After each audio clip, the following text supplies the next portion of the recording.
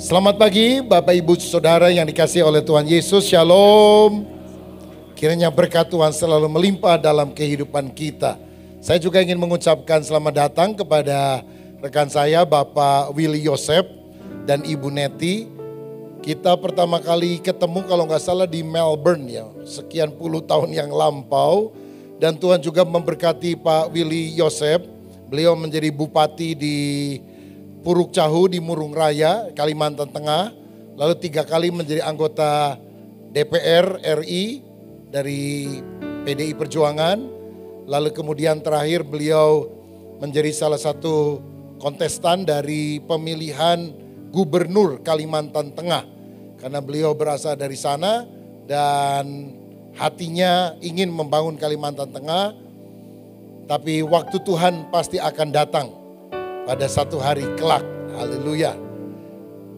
Papa saya lahir di Pangkalan Bun, Kalimantan Tengah. Jadi tentu ada ikatan kedaerahan.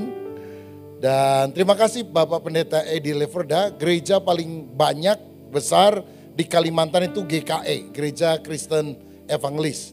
Dan Pak Pendeta Edi melayani di Kalimantan Tengah. Tapi kemudian sekarang melayani di ibu kota Jakarta. Dan juga bersama dalam rombongan yang ada Bapak dan Ibu juga yang bekerja di Pemprov DKI ya. Di Pemprov Pak Beni dari Pemprov DKI Jakarta. Dan kita bersyukur apapun latar belakang pekerjaan kita anak Tuhan Yesus. Haleluya. Baik, hari ini saya akan menyampaikan firman dengan judul taburan yang menghasilkan buah.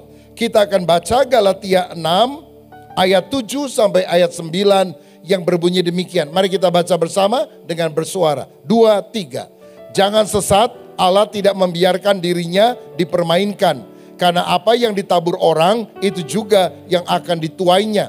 Sebab barang siapa menabur dalam dagingnya, ia akan menuai kebinasaan dari dagingnya. Tetapi barang siapa menabur dalam roh, ia akan menuai hidup yang kekal dari roh itu.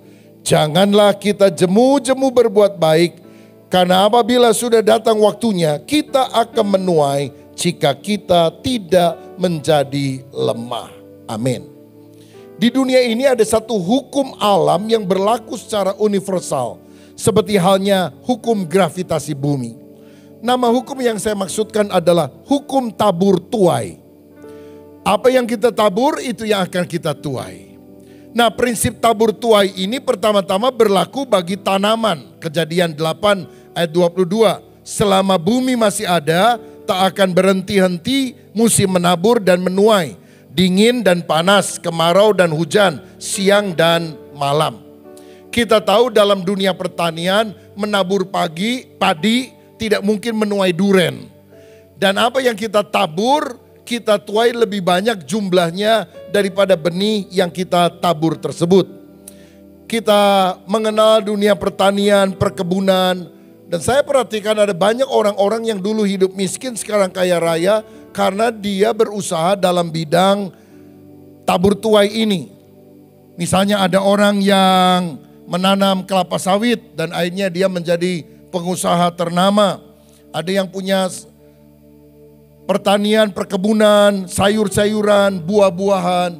Dan di akhir zaman ini saya melihat orang-orang yang bergerak di dunia digital seperti Mark Zuckerberg, kemudian salah satu orang-orang yang terkaya di dunia lah, saudara sekalian. Mereka sekarang mulai mencari lahan-lahan yang besar untuk mereka melakukan pertanian, perkebunan. Karena mungkin mereka menduga akan ada ancaman bahaya kelaparan di masa yang akan datang. Jadi Bill Gates dan sebagainya juga mulai tertarik dalam bidang ini. Tetapi saya mau bicara hari ini bukan soal tanaman, tetapi prinsip tabur tuai dalam kehidupan manusia. Ayat 7 dan 8 tadi berkata, orang yang menabur dalam dagingnya, artinya mengikuti hawa nafsu, nafsu jahat dalam dirinya, dia akan menuai hukuman dari Tuhan. Tapi kalau kita menabur perkara yang baik dalam roh, kita menuai hidup yang kekal. Saya teringat ada cerita, saudara, ada seorang dokter atau calon dokter yang masih muda, yang kuliah dan dia sangat terbatas keuangan, maka dia mencari uang untuk melanjutkan studi dengan pekerjaan sambilan. Jadi pedagang keliling, door to door.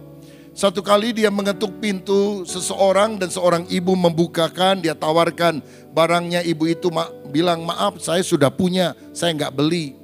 Nah karena anak ini lapar dan haus, dia memberanikan diri. Dia bilang, ibu maaf ya, boleh nggak saya minta minum air?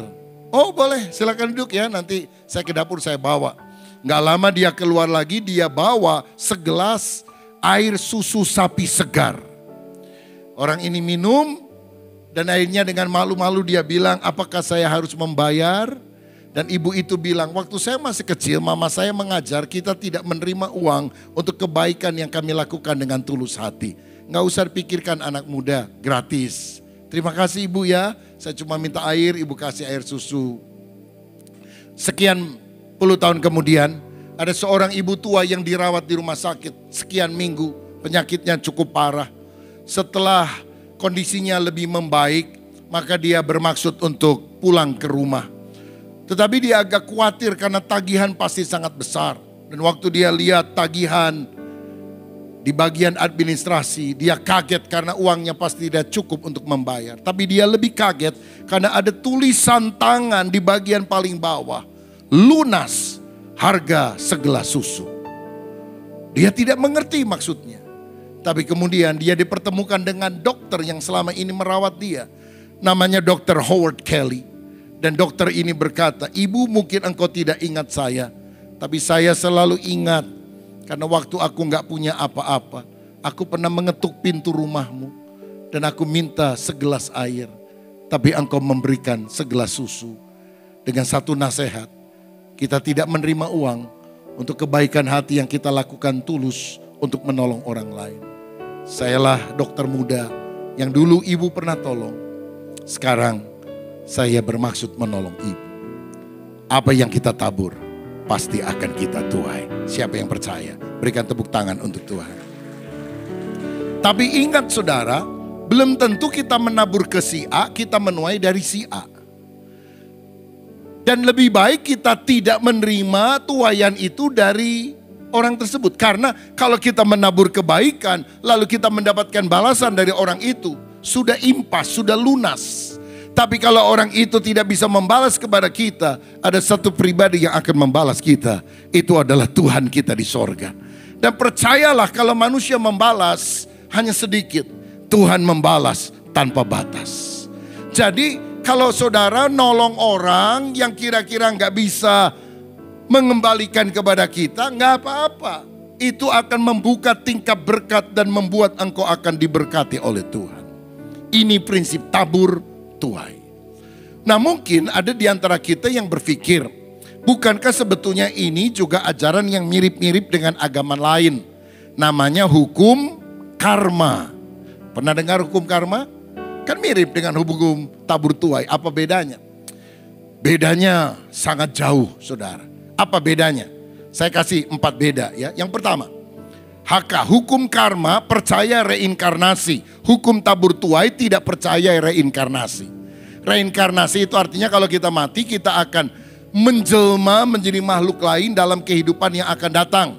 Saudara hidup di dunia jahat, mati. Nanti muncul lagi dalam hidup akan datang jadi kodok. Begitu saudara ya. Nanti kodok berbuat baik jadi gajah. Gajah berbuat baik jadi manusia tapi anak petani miskin. Anak petani miskin berbuat baik nanti jadi hidup akan datang jadi pangeran, anak raja. Kristen tidak percaya reinkarnasi. Karena dalam Ibrani 9 ayat 27, dan sama seperti manusia ditetapkan untuk mati hanya satu kali saja dan sesudah itu dihakimi. Bukan muncul kembali dalam wujud lain, tapi akan menghadap penghakiman Tuhan. Yang kedua, hukum karma mengajarkan kalau kita berbuat baik, maka kita akan mendapatkan nirwana atau sorga. Hukum tabur tuai yang diajarkan oleh Alkitab menunjukkan bahwa kita selamat masuk sorga bukan karena amal kebaikan kita, tetapi karena anugerah pemberian kepada orang yang sebetulnya tidak layak untuk menerimanya. Karena kalau kita menerima pemberian itu disebabkan karena kebaikan Tuhan, bukan kebaikan kita. Dan free gift itu kita terima dengan iman. Waktu kita percaya kepada Yesus sebagai juru selamat dan Tuhan dalam kehidupan kita. Nah, jika demikian, apa fungsinya berbuat baik? Kebaikan bagi orang percaya adalah buah keselamatan. Bukti bahwa kita sudah lahir baru. Dan motivasi kita berbuat baik bukan untuk kita mendapat pahala sorga, tapi kita berbuat baik untuk mengekspresikan kasih kepada Tuhan yang tanpa pamrih. Saudara, banyak orang beragama berbuat baik untuk dipahalai dengan keselamatan. Kita tidak berbuat baik supaya masuk sorga. Kita berbuat baik karena sudah dijamin untuk masuk sorga ketika kita percaya kepada Yesus. Betapa perbedaan yang sangat mendalam, sangat berbeda antara hukum karma dan hukum tabur tuai. Yang ketiga, dalam hukum karma diajarkan kita akan menuai apa yang kita tabur. Hanya yang kita tabur yang akan kita tuai. Dalam hukum tabur tuai mirip juga, kita menuai apa yang kita tabur, tapi plus ditambah kita bisa menuai apa yang orang lain tabur. Coba lihat ayatnya supaya saudara yakin. Yohanes 4 ayat 37-38. Sebab dalam hal ini benarlah peribahasa yang seorang menabur dan yang lain menuai. Aku mengutus kamu untuk menuai apa yang tidak kamu usahakan. Orang-orang lain berusaha dan kamu datang memetik hasil usaha mereka. Jadi ada orang yang menabur, ada orang lain yang menuai. Saudara tahu kenapa sekarang ada banyak orang Batak jadi Kristen? Karena pernah ada 2 misionaris dari Amerika Serikat yang datang ke tanah Batak memberitakan Injil.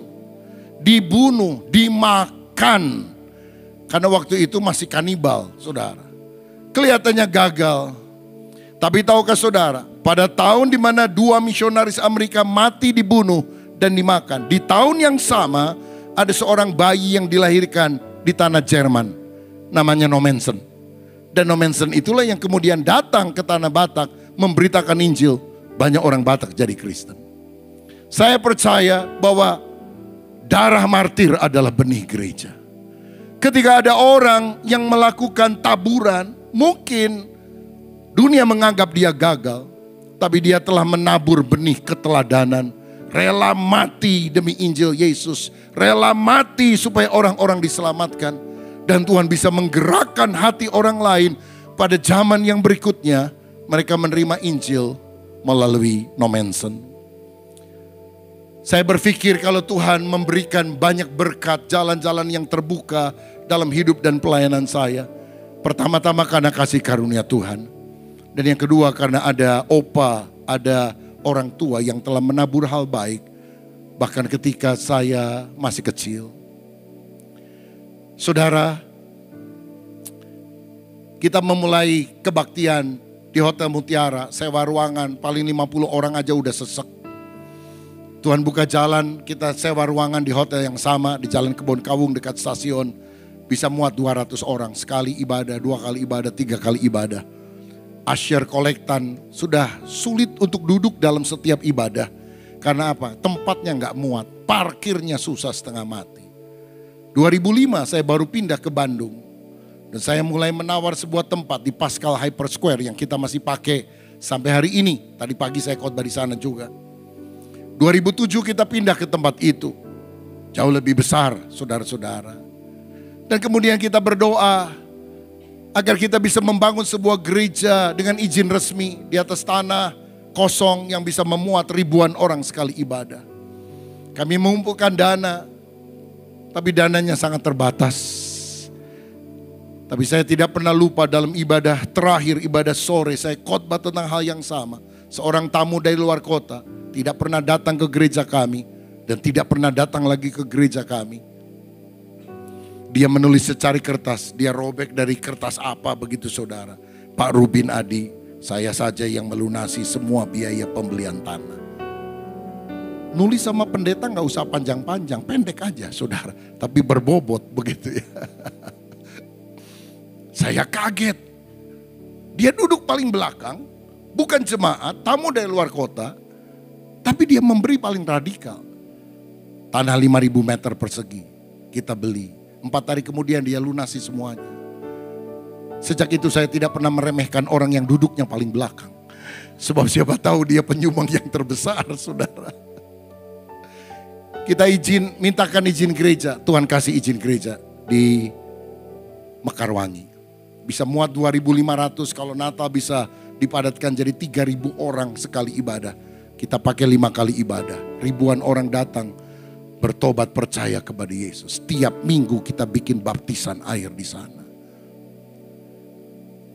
Tuhan memberikan visi untuk kita membangun sebuah theme park, Bible Park. Dari Kejadian sampai Wahyu. Di samping gereja tentunya. Bandung Timur. Dulu kita berpikir di atas tanah 5.000 yang sudah jadi. Ada tanah 3.000, kemudian kita mulai cicil beli. Kita urus izinnya. Gak keluar-keluar sampai zaman Covid, saudara.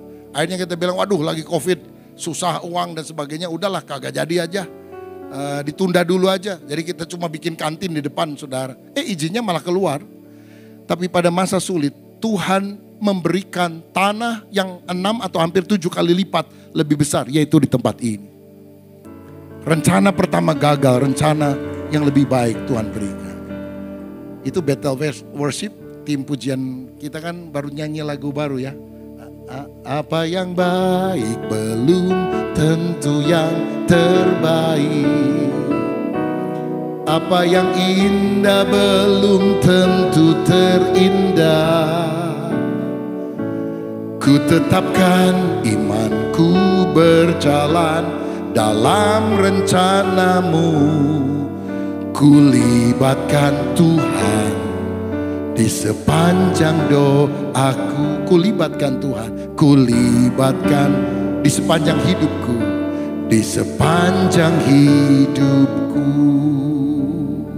Izinnya udah dapat, tapi kita bikin izin baru. Dan keluar saudara izin gereja. Ini gereja dengan satu-satunya izin di Bandung Timur. Kita tahulah Bandung Timur, saudara kan orang sini. Puluhan tahun kan daerah sini gereja ditutup, dirusak, dihancurkan, dibakar, diresolusi. Daerah sini. Kok Tuhan bisa kasih ya? Apa karena saya doanya lebih kencang dari orang lain? Hidup saya lebih suci dari orang lain? Tidak saudara. Kasih karunia Tuhan. Anugerah Tuhan. Dan taburan dari orang tua. Saya jelaskan. Opa saya setelah bertobat, dia seorang pendoa syafaat yang luar biasa. Setiap jam 6 pagi, 9, 12, 3, sore 6, 9 malam. Apapun kegiatannya, lagi nonton TV, lagi baca koran. Dia berhenti, dia doa. Dan saya selalu tahu kapan dia doa, karena dia doa selalu dengan sebuah lagu. Dia nyanyi, walaupun suaranya fales, nyembah Tuhan, lalu berdoa syafaat dengan bersuara. Dan dalam doa syafaat itu, dia sebut 20 lebih cucu-cucunya. Dan tiap kali doa nama saya disebut. Jadi kalau saya jadi hamba Tuhan, pasti ada taburan benih dari orang-orang di atas saya yang berdoa buat anak cucunya supaya mereka menjadi orang yang berjalan benar di hadapan Tuhan. Saya tidak pernah temukan lagi saudara pendoa yang begitu disiplin. Jam 6 pagi, jam 9, jam 12, jam 3, jam 6, jam 9 malam. Dia adalah penopang doa dalam keluarga kami. Kalau ada orang-orang yang kelihatannya yang sulit jadi jadi mudah, ada mujizat. Saya mau bilang itu tidak terjadi kebetulan. Ada taburan orang-orang dalam jangka waktu lama yang sudah melakukannya. Papa saya lahir di Pangkalan Bun, sekolah di Banjarmasin, masa remaja di Malang, sekolah di sana. Seorang teman kamarnya, kosnya mengajak dia ke gereja. Untuk kali pertama ke gereja, bertobat terima Yesus. Dia orang kedua di keluarga kami yang bertobat. Yang pertama ibu dari nenek saya. Sejak itu satu demi satu anggota keluarga kami diselamatkan. Karena ada pendeta dari Jawa kesasar saudara ke Pangkalan Bun. Lalu bingung-bingung gak punya kenalan. Opa saya walaupun belum Kristen dia orang baik. Dia teman akrab dari Bapak Cilik Riwut. Yang dulu menjadi gubernur. Dan sekarang namanya diabadikan menjadi nama airport. Pak Cilik Riwut sering mengunjungi nginep di rumah kami pada masa perjuangan. Dan dia tawarkan, Pak kalau belum ada tempat nginep di rumah saya. Dia bukan nginep 2-3 hari, sekian bulan di rumah saudara. Dan dia injili satu demi satu, sehingga seluruh keluarga bertobat. Di Pangkalanbu di seberang sungai besar itu, itulah tempat ibadah yang pertama. Di rumah kami. Dan akhirnya kita beli sebuah tempat yang lain. Dan dibangun gereja sampai sekarang. Saya pernah kunjungi gereja tersebut. Saudara-saudara, papa saya jadi Kristen, tapi gak pernah mau jadi pendeta. Dia jadi asisten akuntan dari 5 perusahaan. Dia mendapatkan gaji yang bagus. Ibu saya ada pekerjaan. Tapi Tuhan panggil jadi pendeta. Berkali-kali menolak. Sakit parah. Sampai dokter bilang sekali lagi mati. Akhirnya nyerah sama Tuhan. Tempatnya juga pelayanannya di Tasikmalaya. Yang baru saja ada banyak masalah dengan Darul Islam. DITI dari Kartosuwiryo. Umur 5 tahun 1969 saya pindah ke sana. Dan kalau sudah sore kita nggak boleh keluar rumah, jam malam ada di sana. Jemaat masih kecil. 1 lantai nggak bertingkat dan kami tinggal di bagian pastori gereja. Di belakang hidup sangat sederhana. Saya 4 bersaudara. Saya ingat mama saya masak nasi pakai kecap. Bikin telur, beli 1 telur, dia beli tepung. Dia besarkan itu telur. Lalu telur besar itu dia bagi 4. Anak 1, 2, 3, 6, 4. Tapi tiap kali ada pendeta tamu berkunjung. Zaman dulu tahun 70-an. Itu kita hampir gak pernah ngundang pendeta tamu. Karena kalau zaman dulu itu budayanya adalah ya pendeta khotbah tiap minggu di gereja itu. Tapi kalau ada pendeta tamu maka gak enak kalau tidak disuruh khotbah, dia yang khotbah. Itu budayanya pada waktu itu kira-kira seperti itu. Dan banyak pendeta desa datang hari Sabtu malam, saudara-saudara. Atau Sabtu sore. Sehingga harus kan dikasih kesempatan pelayanan pada hari minggunya. Dan saya masih ingat, papa mama saya walaupun tidak punya uang, saudara-saudara kalau ada hamba Tuhan dari luar kota, dari desa dan sebagainya, dia selalu bawa makan di restoran, di rumah makan. Pulangnya pergi ke toko, belikan baju atau kadang belikan sepatu. Besoknya setelah khotbah dikasih angpau, dikasih berkat, saudara-saudara. Pada khotbahnya ngantukin, saya juga nggak ngerti apa yang dia khotbahkan. Saya protes pada papa mama saya, Pak, kita anak-anak nggak pernah diajak makan ke restoran. Ya kita kan hidup sederhana. Iya tapi kalau ada tamu tuh diajak makan ke restoran. Saudara-saudara, papa saya coba jelaskan, saya nggak ngerti. Satu kali karena beberapa kali saya komplain, dia ngomong agak keras. Kamu tahu nggak, menjamu hamba Tuhan itu sama dengan menjamu malaikat tanpa diketahui. Tuhan yang akan membuka pintu berkat. Papa dan mama menabur, nanti kamu kalau udah besar akan menuai. Saya bilang, pendeta banyak alasan. Saya nggak ngerti dan saya nggak percaya. Tapi hari-hari ini saya tahu bahwa apa yang saya lakukan kalau jalan-jalan terbuka, itu karena kasih karunia Tuhan dan ada taburan dari orang tua yang menabur kebajikan. Jadi bukan karena kita yang hebat. Saya beberapa kali terpilih jadi calon ketua umum GBI. Selalu mengundurkan diri, saudara. Saya gak pernah mau. Sampai para pendeta dari timur dan dari barat yang suaranya kencang-kencang bilang, kami perhatikan Pak Rubin sudah kami calonkan berkali-kali mengundurkan diri. Jadi kan kalau udah dicalonkan beberapa calon ditanya kesediaannya. Apakah Anda bersedia? Tidak bersedia. Begitu saudara ya. Kami tidak dihormati. Belum tentu Bapak kepilih. Tapi jangan mundur. Kami akan lihat ini. Itu 2019. Jangan mundur. Aduh. Saya pikir gimana. Gak ada ambisi, gak ada niatan. Tanya sama istri saya. Hari pertama ketika kita sidang sinode. Saya bisik sama istri saya. Doain ya supaya saya gak kepilih. Kalau kita gak kepilih, saya gak kepilih. Kita pesta. Kita undang orang-orang makan enak. Tapi heran kadang-kadang orang yang gak ada ambisi yang Tuhan percayakan. Ya udah begitu Tuhan percayakan, saya harus serius. Karena ini tanggung jawab yang besar. Kok bisa? Saya tahu kasih karunia Tuhan taburan dari orang tua. Saya ini sering pergi pelayanan, naik pesawat, Garuda, Singapore Airlines, Qantas, Etihad, pesawat Timur Tengah, KLM, pesawat Belanda. Selalu beli tiket ekonomi. Berkali-kali dipindahkan ke kelas bisnis. Loh, saya juga bingung. Pernah ngalamin gitu gak saudara? Nah kalau satu merek pesawat mungkin Garuda ya, senanglah kita. Tapi ini 5 merek, 5 negara yang berbeda. Kok bisa dari biasa ke bisnis? Waktu Garuda, saudara-saudara, saya di Australia waktu itu, udah lama. Begitu masuk, pramugari cegat. Pak, maaf, saya antar, Bapak duduk di sini. Loh, saya beli tiket ekonomi. Maaf Pak, itu bagian bawah, bukan urusan saya. Tapi silakan Pak, nikmati saja. Saya juga bingung. Waktu mau terakhir, general manajernya datang. Pak Pendeta, saya tadi malam ikut ibadah. Dan saya tahu Pak Pendeta sudah 1 minggu lebih di sini, tentu capek. Jadi bisa lebih rileks di sini Pak. Oh, terima kasih Pak. I love Indonesia. Haleluya.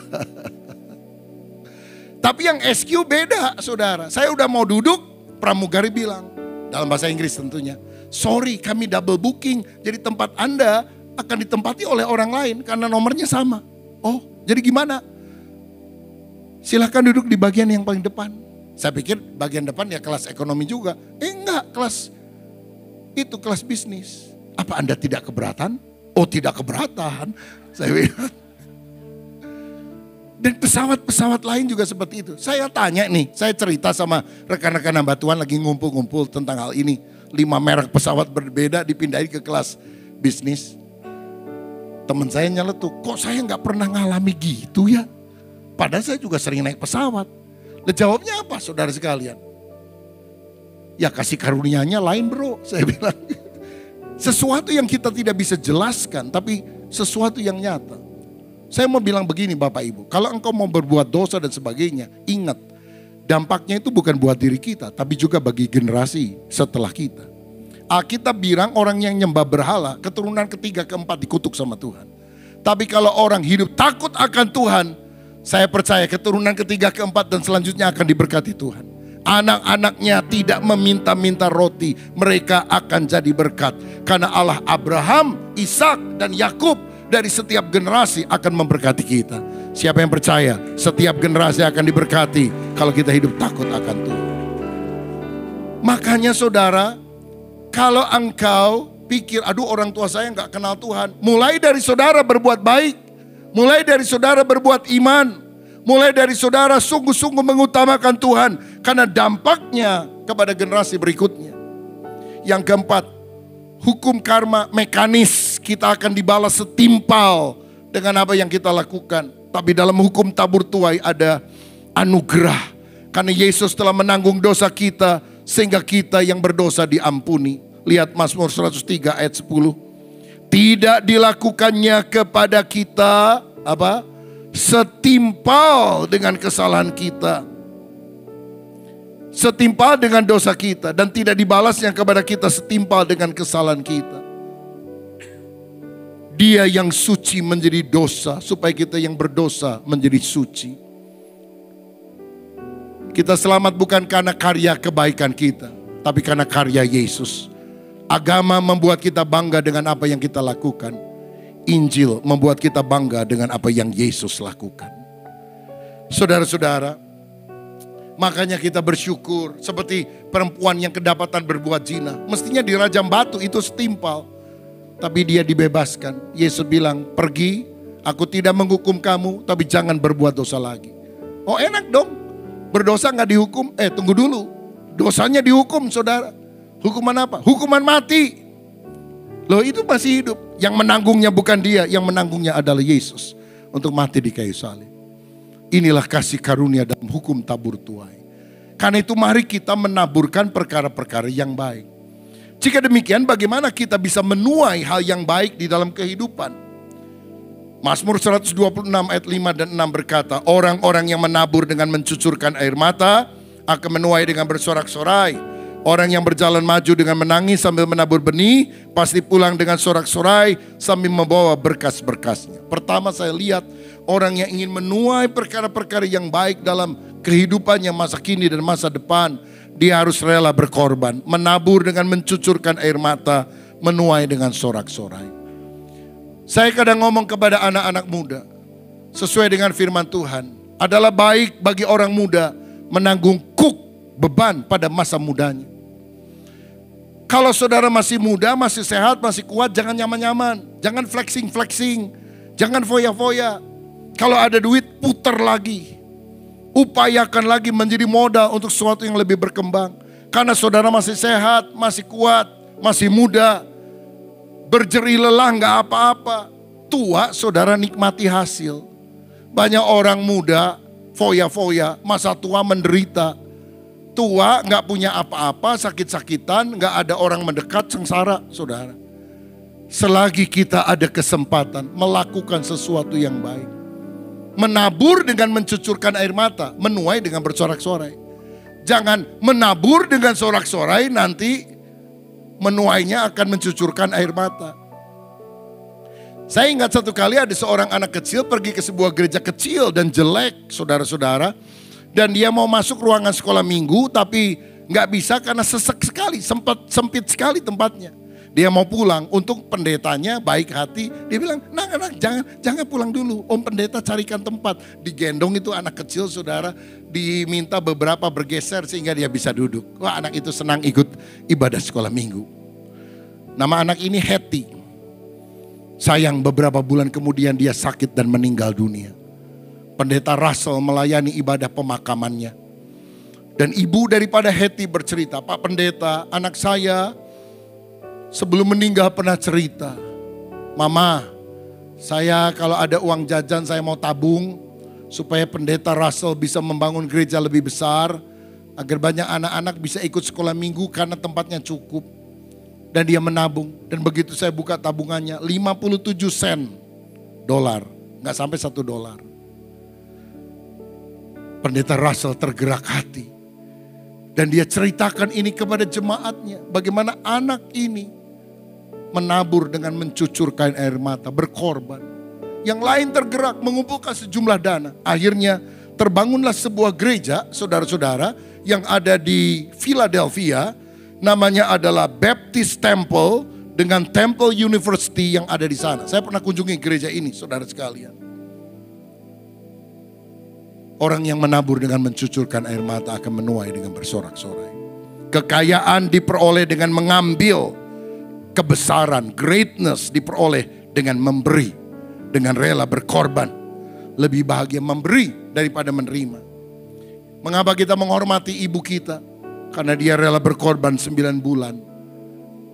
Untuk melahirkan, bahkan membesarkan kita. Bahkan dia rela berkorban sepanjang hidupnya bagi kita. Kekayaan diperoleh dengan mengambil. Kehormatan, kebesaran diperoleh dengan memberikan yang terbaik dalam hidup kita. Yang kedua, bagaimana supaya kita bisa menuai yang baik? Tekun dalam proses waktu. Galatia 6 ayat 9, janganlah kita jemu-jemu berbuat baik, karena apabila sudah datang waktunya, kita akan menuai jika kita tidak menjadi lemah. Waktu Tuhan pasti yang terbaik, walau kadang tak mudah dimengerti. Lewati cobaan, ku tetap percaya waktu Tuhan pasti yang terbaik. Untuk menuai, kita harus sabar di dalam prosesnya. Saudara nanam pohon mangga, gak bisa besoknya menuai buah mangga. Ada proses. Seorang ibu hamil gak bisa besoknya langsung melahirkan. Ada proses. Dalam proses itu Tuhan bekerja. Dan kita harus sabar, lebih rendah hati, lebih bertekun, lebih urat. Memikirkan strategi yang lebih baik. Bagaimana supaya pada waktu Tuhan kita akan menuai perkara-perkara yang baik. Mendidik anak juga gak gampang. Aduh, kadang-kadang anak sekarang apalagi saudara suka protes-protes. Ini kemarin ribut di sosial media, ada anak kecil ngerokok di sekolah, dimarahin sama gurunya, ditempeleng. Gurunya dimasukin, dituntut untuk dipengadilankan, saudara-saudara. Waduh, ini kan jadi bingung nih pendidikan zaman sekarang. Tapi untung berakhir damai lah. Gurunya juga bilang, ya udah lain kali saya nggak nempeleng. Tapi orang tuanya juga bilang saya cabut gugatan. Karena memang anaknya juga salah untuk merokok itu.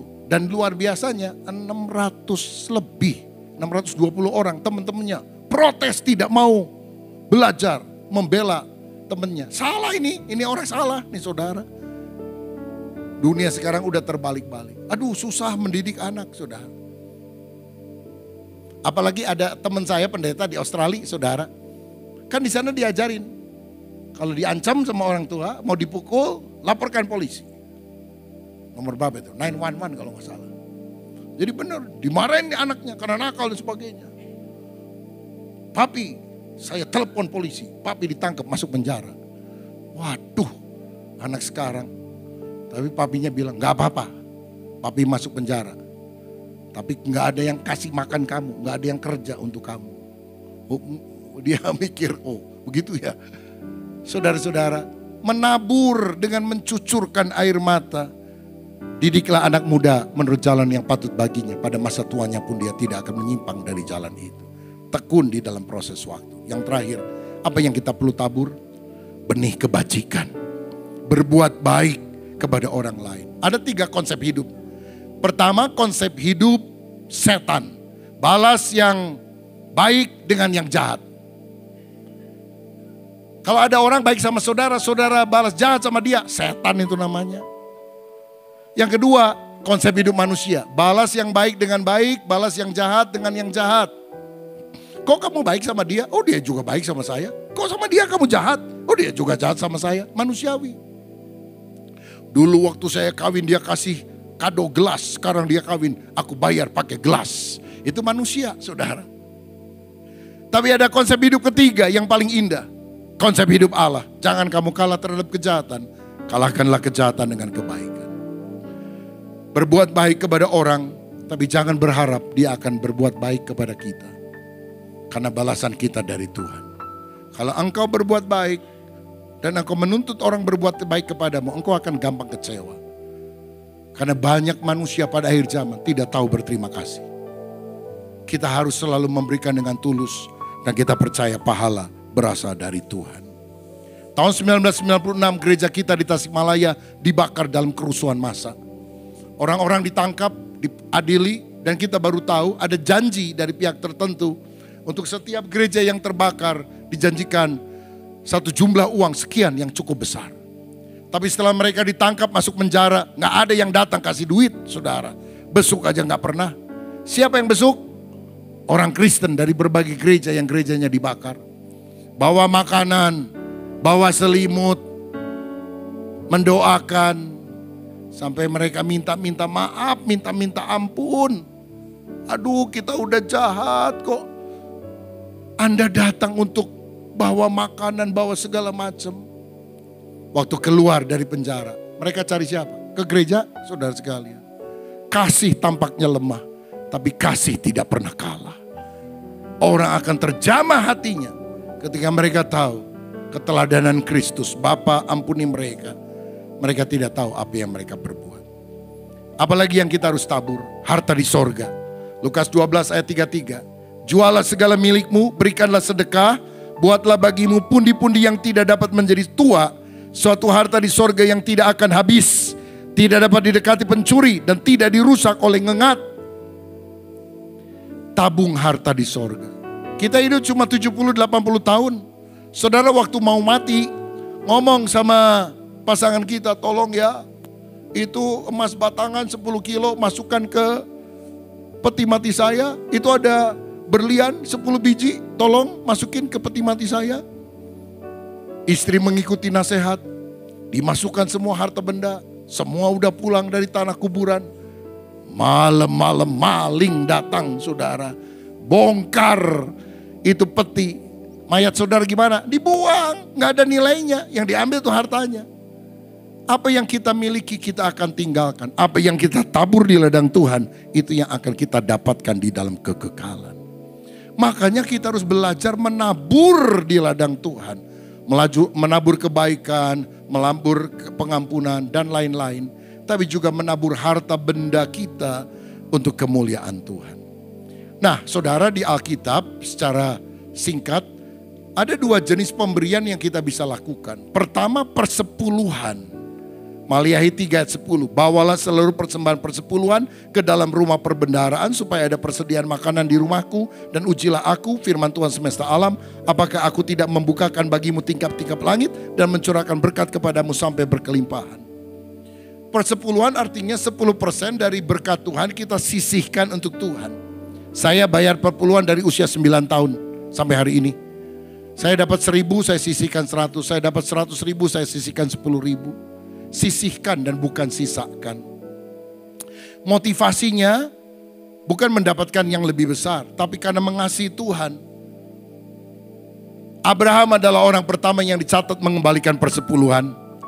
Belum ada Taurat, belum ada aturan, tapi dia menang perang dan dengan sukacita dia memberi kepada Melkisedek. Dalam perjanjian baru, Yesus berkata, Matius 23 ayat 23, celakalah kamu hai ahli Taurat, orang Farisi, orang munafik, sebab persepuluhan dari selasih ada semanis jintan kamu bayar. Tetapi yang terpenting dalam hukum Taurat kamu abaikan, yaitu keadilan dan belas kasihan dan kesetiaan. Yang satu harus dilakukan. Maksudnya persepuluhan harus dilakukan. Yang lain, keadilan, belas kasihan, kesetiaan, jangan diabaikan. Jadi kalau Yesus ngomong yang satu harus dilakukan, yang lain jangan diabaikan, saya lebih nuruti apa yang perkataan Yesus dong. Daripada pendapat teolog yang gelarnya berderet, profesor, doktor, karburator, kotor, bocor. Saya lebih ikuti apa yang Yesus bilang. Jadi walaupun ada orang pro kontra soal ini, saya pelaku persepuluhan dari usia 9 tahun sampai sekarang. Dan saya melihat tingkap langit dibuka. Ada yang bilang ini kan perjanjian lama. Oh, perjanjian baru, Roma 12 ayat 1, persembahkan tubuhmu. Bukan cuma 10%, 100%. 10% aja gak bisa, apalagi 100%, saudara. Jadi ini adalah patokan minimal. Saya dan istri tidak pernah bergumul soal perpuluhan. Kami sudah tidak memberi perpuluhan. Kami hanya memastikan yang kita beri kepada Tuhan dan pekerjaannya, kepada orang-orang lain, harus lebih dari 10%. Kita gak mau hitung-hitungan sama Tuhan. Saya gak jadi miskin, saudara-saudara. Saya mentaati firman. Aduh, gak bayar perpuluhan aja, tekor, kurang. Apalagi bayar perpuluhan. Makanya tekor, karena gak taat sama firman. Dan saya lebih memiliki ini. Saya taat walaupun saya kurang. Daripada saya kurang tambah tidak taat, saudara. Dan Tuhan setia dengan janjinya. Yang kedua, persembahan. Sesuai dengan kerelaan. Ayat terakhir, 2 Korintus 9 ayat 6 dan 7. Camkan ini, orang yang menabur sedikit menuai sedikit. Orang yang menabur banyak menuai banyak juga. Hendaklah masing-masing memberikan menurut kerelaan hatinya, jangan dengan sedih hati atau karena paksaan, sebab Allah mengasihi orang-orang yang memberi dengan sukacita. Dasar dari perpuluhan, ketaatan. Dasar dari persembahan, kerelaan. Jumlah dari perpuluhan ditentukan 10% dari penghasilan kita. Jumlah dari persembahan tidak ditentukan sesuai dengan kadar kerelaan kita. Dengan pesan, menabur sedikit, menuai sedikit, menabur banyak, menuai banyak. Kasih jangan sisa, sisihkan yang terbaik. Sisa hidupku kuberikan bagimu. Emang Tuhan senang terima sisa-sisa? Saudara datang bertamu di rumah saya bilang, mari bu, mari pak, minum kopi. Sisa saya tadi pagi. Kira-kira marah gak saudara sekalian? Kita aja sama orang lain tidak pernah mau memberikan sisa, apalagi kepada Tuhan. Saya percaya janji firman Tuhan, tingkap langit dibuka, berkat Allah dicurahkan. Dan saudara perlu tahu jemaat ya, di gereja ini semua keuangan dikelola oleh bendahara-bendahara, ada pembukuan yang berbeda. Jangan saudara pikir, oh persepuluhan buat pendeta, enggak. Saya tiap bulan ya dapat honor, semua tim pengembalaan juga dapat gaji setiap bulan, saudara-saudara. Dan kita ingin agar gereja kita bertumbuh, maju. Karena itu menaburlah di ladang Tuhan. Gereja ini bukan nama saya. Saya nggak bisa wariskan kepada anak cucu saya. Ini pakai nama gereja. Jadi semua jemaat terlibat. Nah, kita 23 Desember itu akan meresmikan bagian gereja, bagian Bible Park The Journey-nya masih belum. Tapi saya sudah video call sama gubernur kita, KDM, Kang Deddy Mulyadi. Dan dia bilang siap datang. Itu kan gereja dulu kan yang saya ke sana. Kan Paskah yang lalu beliau ke gereja kita, saudara sekalian. Saya bilang gerejanya sama tapi ini lokasi yang lain Pak, ini yang baru. Oke siap, saya datang. Wah puji Tuhan. Kita ngebut setengah mati nih saudara. Kalau saudara lihat ke atas masih banyak yang belum selesai. Dan duitnya juga banyak banget saudara sekalian. Kita berkorban, saya keluar persembahan harus besar dan sebagainya. Ya gak apa-apa, bukan nama saya kok. Saya mengundang seluruh jemaat, tua muda besar kecil. Ayo kompak menabur di ladang Tuhan. Besarnya terserah saudara. Tapi kalau kita kompak berkat Allah lebih besar akan dicurahkan. Amin saudara. Jadi kita udah hitung nih panitia udah hitung. 1 meter persegi, gedung, konstruksi, fasilitasnya ada karpet, ada bangku, ada sound system, ada lighting, ada AC, ada lift, ada eskalator, macam-macam lah. Itu kira-kira 12 juta rupiah. Jadi saudara kalau mau berpartisipasi nanti ada formulir ya di belakang. Saudara ambil, saudara baca, tulis. Yang kanan saudara kumpulkan ke pengurus yang ada. Yang kiri saudara bawa pulang ke rumah karena ada nomor akunnya. Saya mau menyumbang 1 meter persegi 12 juta. Bayarnya gimana? Bisa sekaligus, dicicil 3 kali, 3 bulan, 6 bulan atau 12 bulan. Sejuta sampai 12 kali. Boleh, terserah saudara. Karena di gereja gak pernah dipaksa. Tapi saya mau bilang, kalau saudara terlibat sekecil apapun, saya yakin di dalam kekompakan berkat Allah akan dicurahkan. 23 Desember kita akan ibadah Natal di sini. Peresmian jam 4 sore. Gubernur akan datang, juga yang lain-lain tamu undangan kita undang. Jam 6 selesai, kita langsung Natal. Hari Minggunya saya khotbah lagi di sini. Minggu depannya tahun baru saya khotbah lagi di sini. Tapi bukan di sini, di atas. Bisa 2000 tempat duduk. Bawa teman-temanmu datang kepada Tuhan supaya mereka juga diselamatkan mendengar berita Injil. Ini yang bawah untuk ibadah-ibadah pemuda dan sebagainya. Haleluya. Kan keren nih saudara, untuk ibadah pemuda tempat sebesar gini, LED ada 3 biji, saudara, haleluya. Yang penting saudara maju dalam Tuhan. Dana masih kurang. Mari kita menabur di ladang Tuhan. Bukan buat saya, bukan buat gereja, untuk kemuliaan nama Tuhan. Siapa yang menabur, dia akan menuai. Selamat siang, Tuhan Yesus memberkati.